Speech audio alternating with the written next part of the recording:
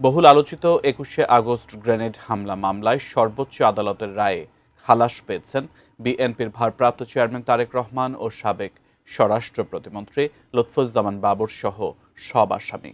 রাষ্ট্রপক্ষের আপিল খারিজ করে এই মামলার ৪৯ আসামিকে খালাস দিয়ে হাইকোর্টের দেয়া রায়টি বহাল রাখেন আপিল বিভাগ। এর ফলে তারেক রহমান ও বাবরের বিরুদ্ধে আর কোনো মামলা থাকল না। বিস্তারিত জানাচ্ছেন জাবেদ আক্তার। ২১ বছর আগে ২০০৪ সালের ২১শে আগস্ট ঢাকার বঙ্গবন্ধু এভিনিউয়ে আওয়ামী লীগের সমাবেশে গ্রেনেড হামলায় দলটির নেতাকর্মী সহ ২৪ জন নিহত ও ৩ শতাধিক মানুষ আহত হন। এ ঘটনায় হত্যা ও বিস্ফোরক আইনের মামলায় ২০১৮ সালের ১০ অক্টোবর সাবেক স্বরাষ্ট্র প্রতিমন্ত্রী লুৎফুজ্জামান বাবর সহ ১৯ জনকে মৃত্যুদণ্ড দেন ঢাকার দ্রুত বিচার ট্রাইব্যুনাল।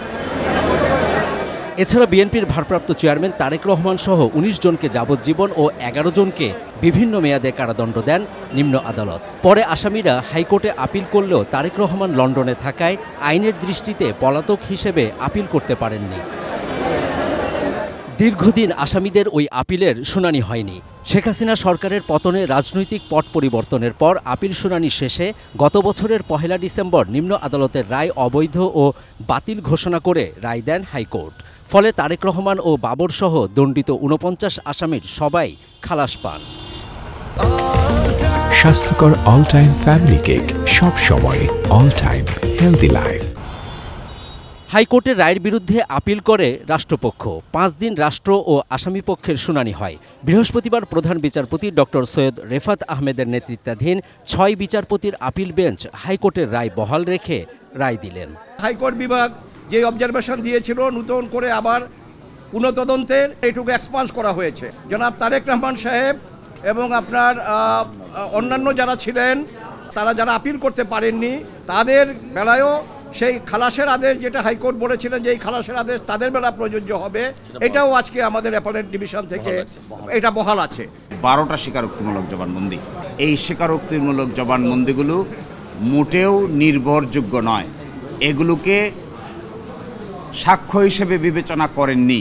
এই স্বীকারোক্তিমূলক জবানবন্দিগুলো আদায় করা হয়েছে নির্যাতন এবং নিপীড়ন করে।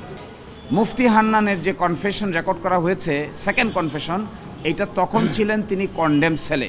ফলে মুফতি হান্নানের 342 স্টেটমেন্ট এই মামলায় আসতে পারেন নাই। এখনও যদি কেউ জেলে থাকে তাদেরকে যেন ইমিডিয়েটলি রিলিজ করা হয়, এটি ছিল অবজারভেশন। যারা মৃত্যুবরণ করেছেন, যারা এই ঘটনার শিকার হয়েছেন, সকলের প্রতি আমরা সিম্প্যাথাইজড, কিন্তু তথ্য প্রমাণ ছাড়া তো কাউকে সাজা দেওয়া সম্ভব নয়। বিএনপির আইনজীবীদের দাবি, ক্ষমতাচ্যুত প্রধানমন্ত্রী শেখ হাসিনার রাজনৈতিক প্রতিহিংসার শিকার হয়েছিলেন তারেক রহমান। শেখ হাসিনা ওয়াজেদ তার রাজনৈতিক উদ্দেশ্যে ব্যক্তিগত জিঘাংসা থেকে জনাব তারেক রহমান সাহেবকে অন্যায়ভাবে এই মামলায় অন্তর্ভুক্ত করেছিলেন। ২১ আগস্ট ঘটনার বিচারটা হলো না এবং সেটা সরকারের জন্য, আওয়ামী লীগ সরকারের জন্য হলো না। তারা এটাকে রাজজীবন করেছে। রাজজীবন না করতো প্রকৃত বিচার হতো। পূর্ণাঙ্গ রায় হওয়ার পরে যখন ফাইনাল হবে তখন আমরা রায় দেখে সিদ্ধান্ত নিব আমরা রিভিউতে যাব কিনা। ২১শে আগস্ট গ্রেনেড হামলা মামলায় সব আসামি খালাস পেল নিহত ও আহতদের ভুক্তভোগী পরিবার ন্যায় বিচার থেকে বঞ্চিত হলো বিচারিক আদালতের ভুল রায় ও মিথ্যা সাক্ষ্য গ্রহণের কারণে।